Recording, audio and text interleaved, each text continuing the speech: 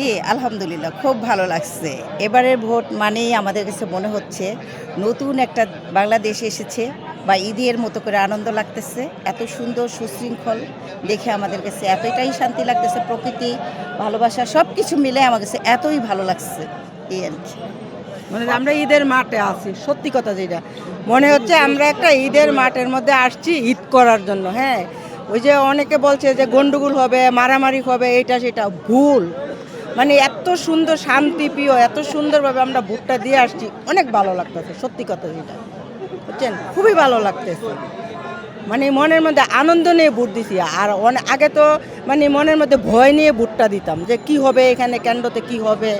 এখন এইবার এটা মনে হচ্ছে না, মনে হয়েছে ঈদ করতে আসছি, আপনার ঈদের মাঠের থেকে আমরা ঈদ করে চলে যাচ্ছি, সত্যি কথা যেটা। না, ভোট দেওয়ার অনেক ভালো পরেও লাগতেছে। মনে হয় যে হ্যাঁ। প্রকৃতি দেখতেছি যে হুম। ভোট দেওয়ার পরেও যে মানে সবকিছু এত সুশৃঙ্খল, এত ভালো লাগা, খুব মানে ভালো লাগতেছে। অনেক বছর পর যেমন একটা নতুন ভোট দেওয়ার মতো একটা সুন্দর একটা আনন্দ পরিস্থিতি পাইলাম, আসছে, পরিস্থিতি।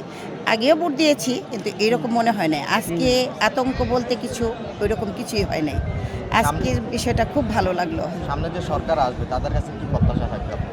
এরকমই আমরা চাচ্ছি সামনে যেই সরকারে আসুক, তারেক জিয়া হোক বা যে কেউ হোক, হতেই পারে, কিন্তু আমরা চাচ্ছি একটা শান্তিপূর্ণ বাংলাদেশ, সেরকম একটা প্রত্যাশা আমাদের হইলেই হলো। অধিকারটা নিয়ে যাতে আমরা শান্তিভাবে বাঁচতে পারি, সুশৃঙ্খলভাবে কথা বলতে বাচ্চা পারি, কাচ্চা নিয়ে সুশৃঙ্খলভাবে স্কুলে চলতে পড়াশোনা পারি, করানোকে এই আর কি। ধরে আমরা যাতে আর কিছু না। স্বাধীনভাবে চলাফেরা করতে পারি, সুন্দরভাবে আমরা জীবনযাপন করতে পারি, আমরা এতটুকু চাই ওনাদের কাছ থেকে। তার বেশি আর আমাদের চাওয়া নেই।